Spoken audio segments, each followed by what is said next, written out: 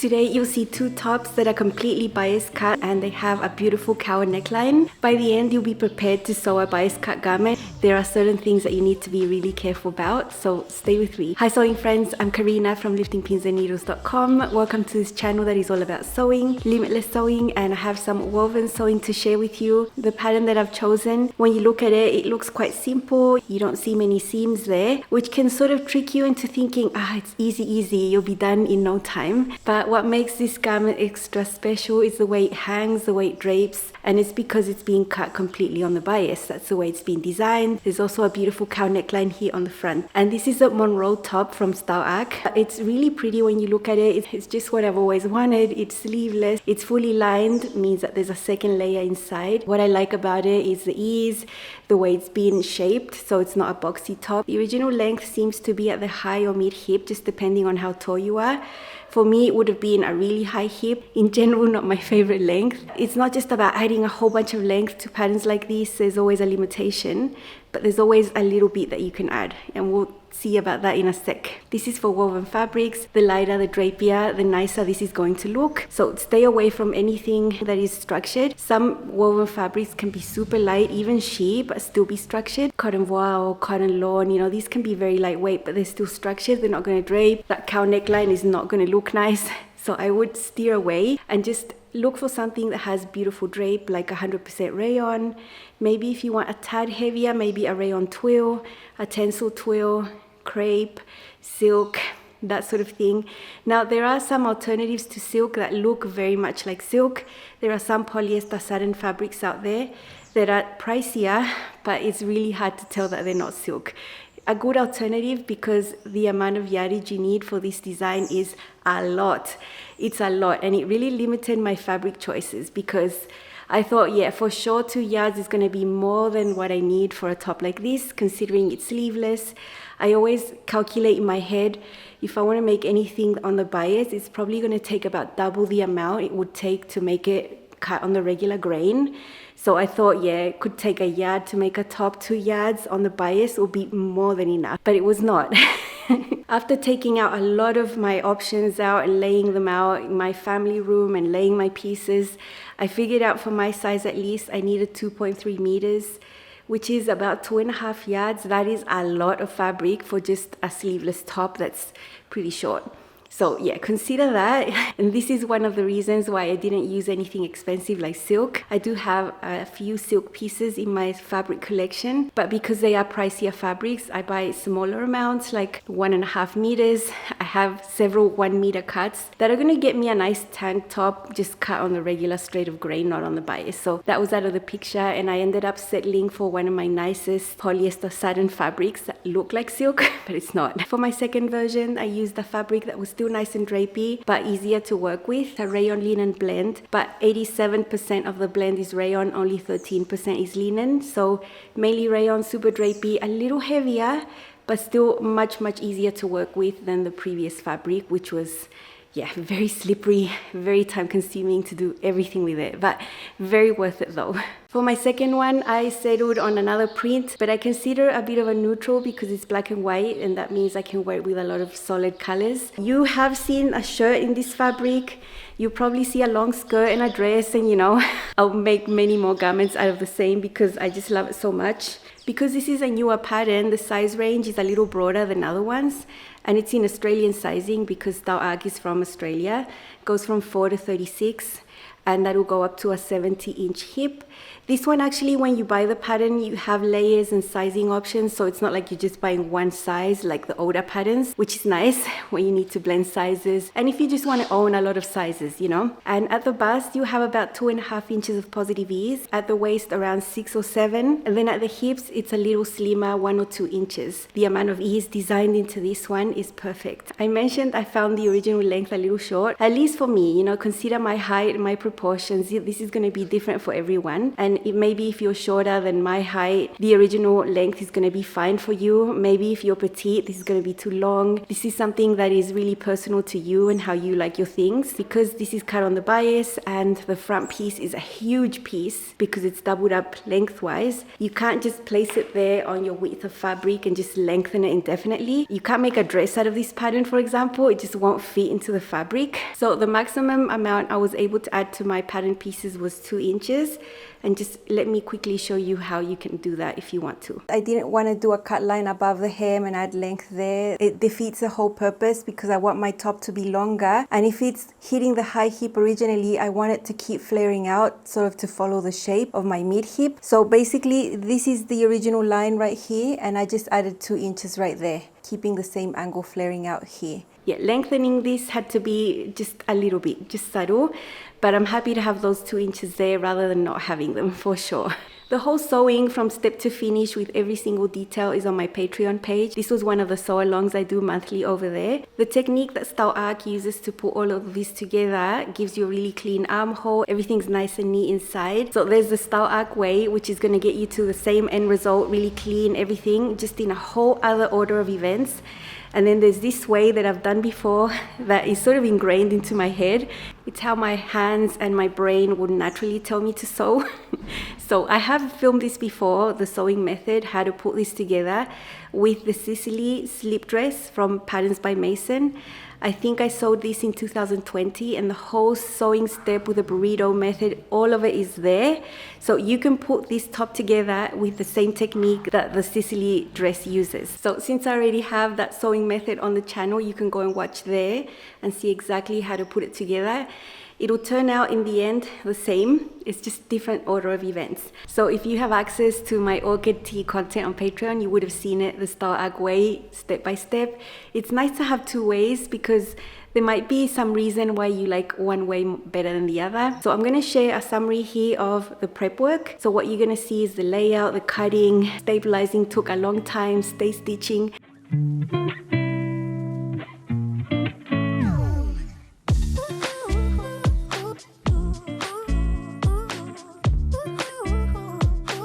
Make cutting out easier and to see how much fabric I would actually need, I decided to create 2 back pieces because you kind of cut them in a single layer anyway.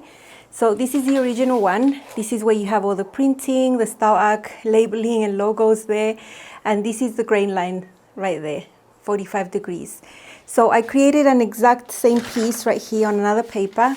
But the way that we're going to cut this on the fabric is not like this. We want to flip this, and this is how we want to place it on the fabric. The fabric is going to be right sides up. So that's why I marked my grain line mark on the other side. So basically, if you want to do this, it makes it so much easier. Just make another piece exactly the same. I copied my original grain line mark just with a regular pen.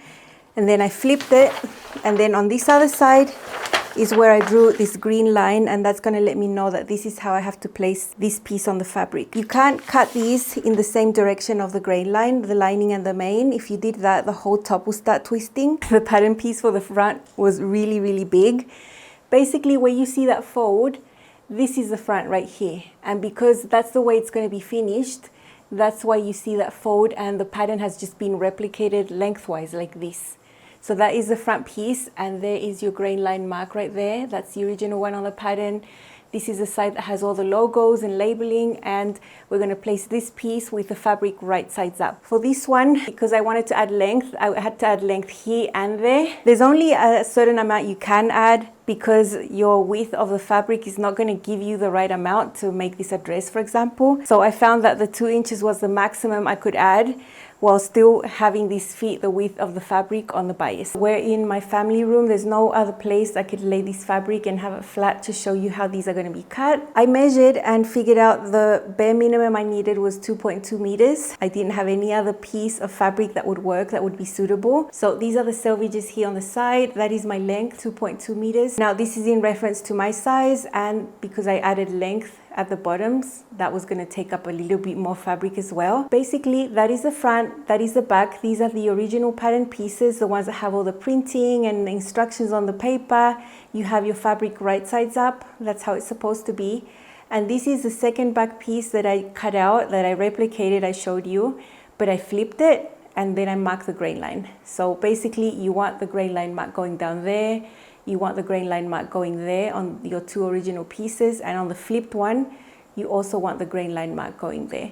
So you can see that the back pieces are going like this. they're not both going like this, for example. What would be wrong is if you place this back piece and then put this one the same like this, then they would be going in the same grain line directions, and that would be wrong. That's why you have them like this. So they're still on the bias but on different grains, and that's what's going to help your blouse not twist. What I've done here is I've got my cutting mat and I've put some tape on the edge of the cutting mat. I've got the edge right there and I've got the selvage right there on the edge. I've picked up all the rest of the fabric so it's not hanging off the table, it's all there scrunched up. I have used pins that are new and good quality, and I'm pinning only in a few places within the seam allowance, so right on the edge. And I'm going to cut with the rotary cutter around there as much as I can. Over there I'm not going to be able to cut, I'm going to have to scoot it over a little bit. The rotary cutter I think is what's going to give you the most accurate result rather than cutting with the scissors. I've just swapped the blade for a new one so that it's nice and sharp. So I have one back cut out. I'm just going to keep it on the paper and just move it super gently and take it to the ironing board. I've got one of the back pieces here on the iron, and I've got the fabric on top of the pattern piece. That will make sure that I can keep this armhole in the same shape. I've just cut strips of interfacing that don't stretch 3/8 of an inch wide. The seam allowance is only 1/4 of an inch, and while I keep my fabric on top of the paper, I'm going to be able to conserve the shape and the size, and nothing's going to stretch out. I am able to conform something like this to a curve because it's not a wide piece, and this is going to keep it really stable. Not much heat here because you have the risk of burning this type of fabric. If I pull this back away from the paper, I'm going to have a stable armhole that's not going to stretch out. You know, the bias has been suppressed with all this interfacing right there. I'm going to follow the same process for the armholes. For this back neckline, I've got it all on top of the piece. The other armhole, I've got one to do the same, that it's another back piece. And then on the front pieces, so lots of little bits to interface now.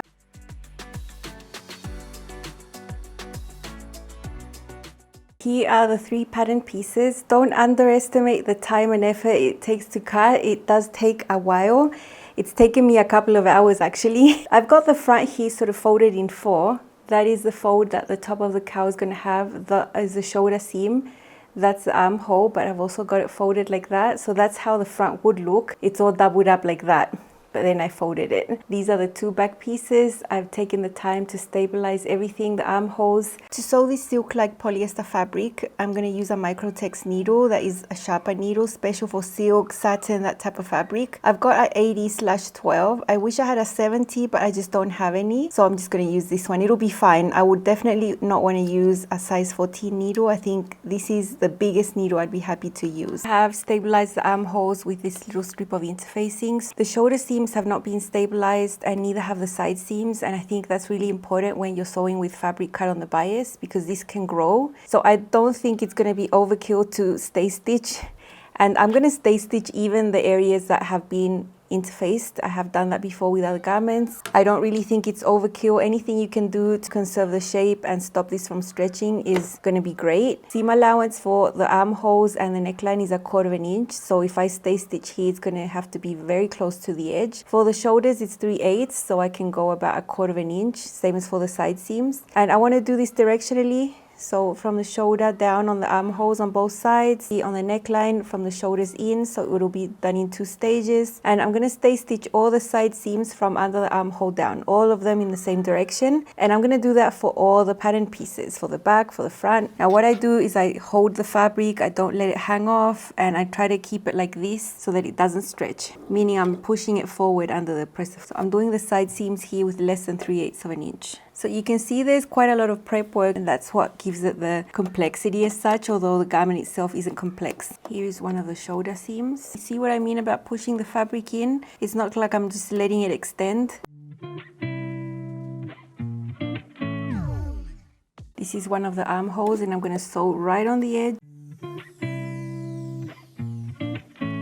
Now about stabilizing, in the instructions there were these little pattern pieces that look like facings for the armholes. You were meant to use some type of notion that's a stabilizer. I don't know what that is. It's a sewing stabilizer. I thought that was going to be extremely bulky. I didn't want to be sewing things in here, so I didn't do that. It's still going to give you a nice result. So this is my first one. 2.3 meters to make this little piece. It's a lot, it's quite a lot, but it's okay. This is the only fabric that I had that amount available for me to be able to make that in this time frame. I know I'm not gonna make it like this again. I think it's redundant to have 2 pieces go all the way down to the hem. I don't need that. Like, why would I need that? I know I can make the inner layers shorter, and that will save me a nice amount of fabric, which would make me want to sew it again. But still, it's beautiful. Look at this. This is the cowl neckline, and this is why this is on the fold here. So it's double lengthwise so that you can get this fold. You're not supposed to press this because it will just ruin the whole look. So that's nice. The back, the neckline, everything's clean. The inner layers are the ones that are understitched as always. I don't know if the camera's gonna pick up understitching, but you know, everything's understitched. Pieces here were at a high risk to deform, and that's why you saw me interfacing all those areas. It took a long time. The cutting took ages. I mean, everything took ages until I was finally able to sew, but everything is so stable here. It's so good because both the outer and the inner layer are both stabilized with a thin interfacing cut on the straight of grain. So this is not going to deform and start gaping and all of that.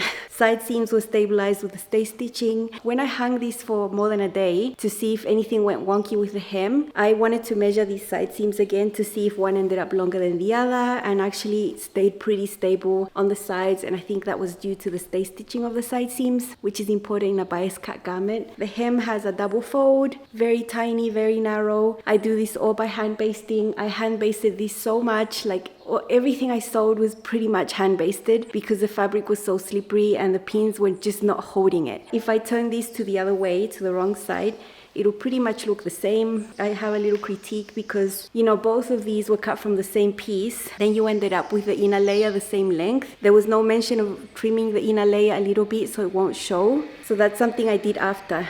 You can see the inner layer is slightly shorter here, which I think is an important step. And it's all clean, it's all good. I don't know why you need the thing going all the way down. I think it's not necessary. I have listened to your feedback. You want to see these items styled in other of my me makes, but let's see this styled 3 ways. This is my Monroe top from Style Arc Patterns. It's a fully bias cut garment. It's sleeveless in its original design, and I've used a poly satin that looks so much like silk. You would never know it's not silk. I did lengthen my top by 2 inches, otherwise it would have been too short. The way the garment is sewn is fully lined, so up here you can see that there are 2 layers here, so it's like sewing 2 garments. That means that it takes quite a lot of fabric for such a simple short top like this that doesn't even have sleeves. Here you can see the cowl neckline. I think the drape is beautiful, and I think the way it drapes is the lowest I would be happy to wear. I'm still not showing anything, and I think the armhole cover is really good to get really stable armholes. There are a few steps involved that are extra, but I think it's worth it. I think everything is good. There's nothing gaping, and sewing a bias cut garment is time consuming. There are lots of things to take into account, but I think the result is so nice, so drapey, so flowy, and I'm really happy with this one. And I figured out a way to get the same look and not use that much fabric. I love this.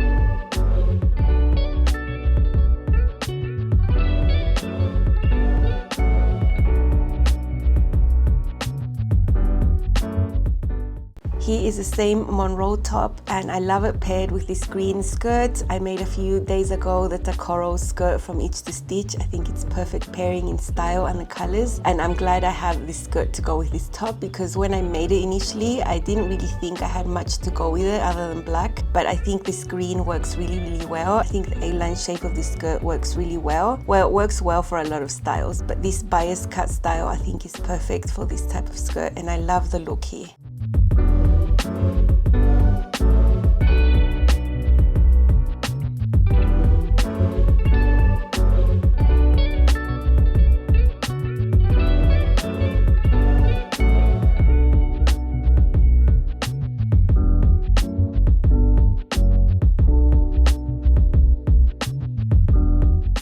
Here is a more casual look with the same top. These are my Mountain View pull-up jeans from Itch to Stitch, and I have some gold leather loafers with a gold little bag. Quite casual, nothing too dressed up here, but nice enough that I feel good about leaving the house. And I think this top can also be dressed down, as well as being dressed up with the other outfits I've shown you. Happy I can wear this one in a lot of ways. I think you can wear a lot of tops with jeans, and this is one that goes perfect.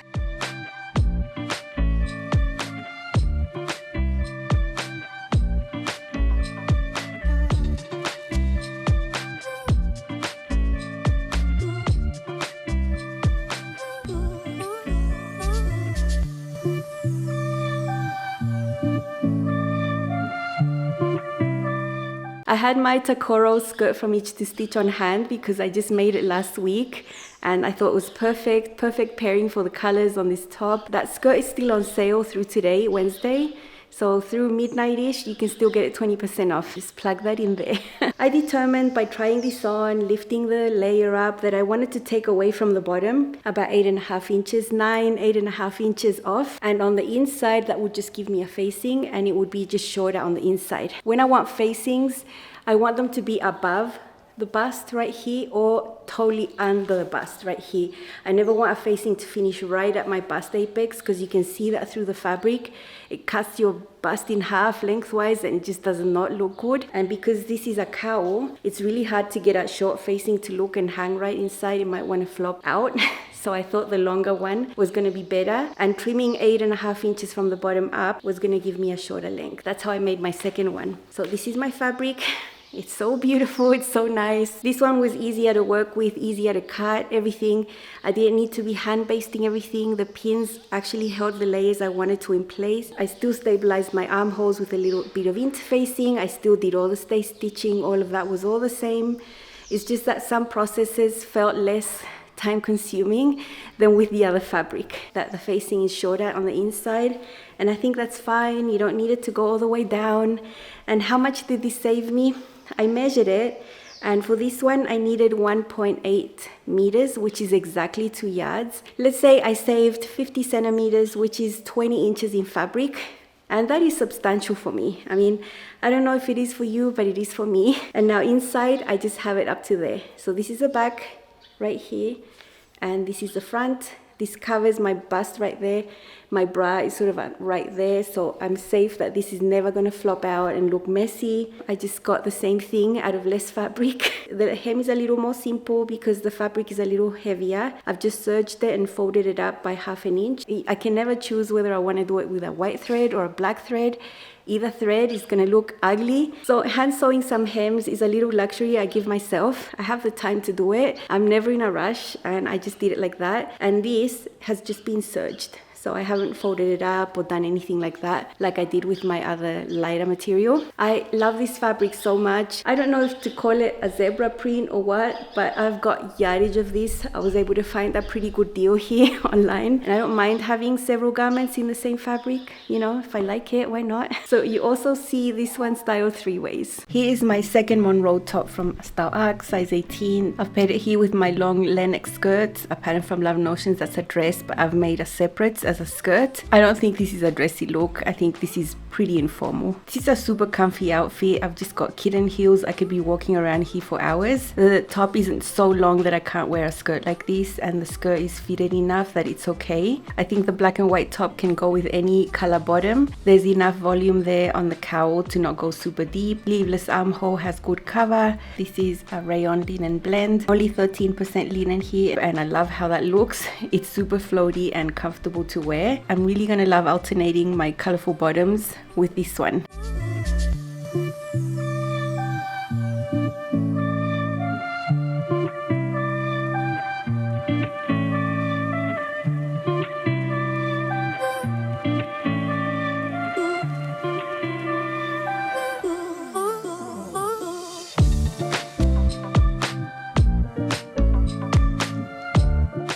Here is the same Monroe top, but I've got it paired with my green Tarocco skirt from Itch to Stitch. I had it on hand and it goes perfect. This is another semi-casual outfit. These block heels are super comfy. I can walk for hours in these and the top is so great. I think lots of styles of bottoms can go with this type of style. It's not wide, it's not boxy, it's not too long. I think it's just right, and I think this type of A-line skirt can go with a lot of things on the top, and this is one of them. This is an outfit I'm definitely gonna wear out.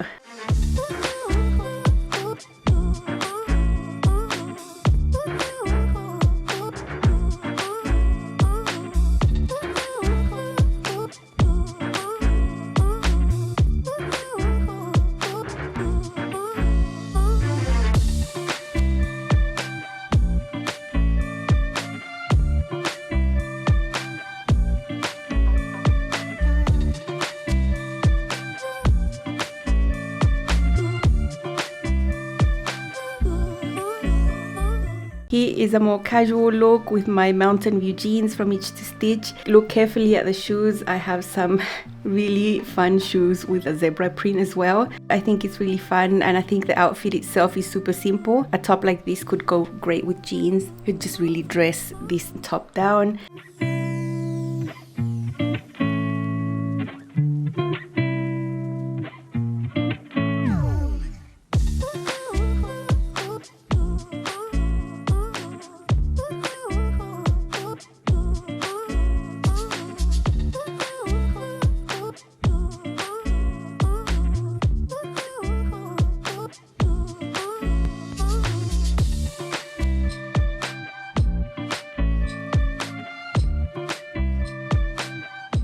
I did want to mention a tiny comparison between these two styles. You know, I sent you off to my tutorial around the Sicily slip dress from Patterns by Mason. And if you look at these, you might think, you know, they're exactly the same. Why would you need two patterns? I don't think they're the same. The dress, it has the same sewing technique and all, but the drafting and the intended fit is a more closer fit. It's a dress after all, quite a short dress. I wouldn't want to take that pattern and just make it shorter so that it's a top. I don't think it would have the ease that I want for a top that I'm going to wear over things, bottoms and waistbands and skirts and whatnot. I'm happy to have both of these patterns. This Monroe top from Style Arc that is designed to be a top, I think it has the appropriate ease for a top. I'm happy to have it, and I'm happy to have the other pattern as well that's a dress. That other one has a little less volume here in the cowl as well, and it's designed to be a dress. You know, you find the instructions, the yardage. Funnily enough, it doesn't take as much yardage as you think, even though it's a dress compared to this top. And it's all that double layer inside that I think is not that necessary. Don't think it's the same pattern, although the way you sew them together, pretty much the same. Will I be making this one again? For sure. I really love the style. I've got two prints I love. I need some solids. You know, I hope I can get around to making something like this again in some solids. Black is a must, navy is a must. Bias cut designs like this are hard to find. There's not many out there. I think a higher percentage of people that sew will try to stay clear of them and think that they're just, it's just so much fuss.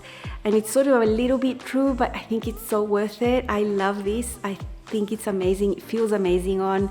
The way the fabric falls is so nice. And because you basically just have side seams, you can use really beautiful prints that you don't want to cut into and disrupt. So I think it's totally worthwhile. Let me know if you've had experience sewing on the bias. I love it. You know, probably should do it more. Anything that takes time, you will appreciate much more and you'll hold on to it for longer. That's all from me, and I'll see you again soon with more sewing. Bye.